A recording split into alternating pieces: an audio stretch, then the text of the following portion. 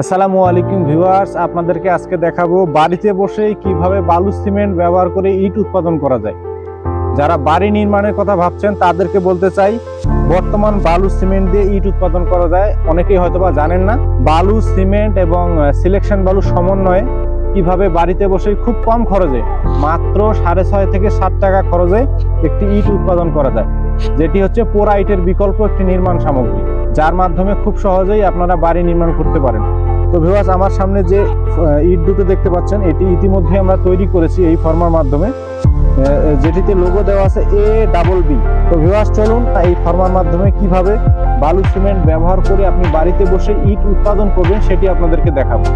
তো ভিউয়ার্স, ইট উৎপাদন দেখানোর আগে আপনাদেরকে যেটি দেখাতে চাই সেটি হচ্ছে মশলা তৈরি।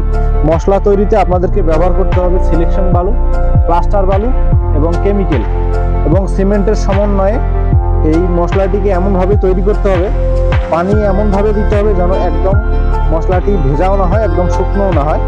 মশলাটিকে হাতে নিয়ে চাপ দেওয়ার ফলে যে বলটি তৈরি হবে সেটি হাতের উপরে নড়াইলে যেন ভেঙে না যায়, এই বিষয়টি অবশ্যই লক্ষ্য রাখতে হবে মশলা তৈরি।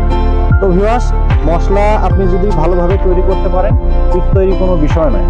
কারণ এই ফর্মাগুলো 1 পিস থেকে শুরু করে আমাদের কাছে বিভিন্ন ভেরিয়েন্টে রয়েছে, যেমন 1 পিস, 2 পিস, 3 পিস, 4 পিস।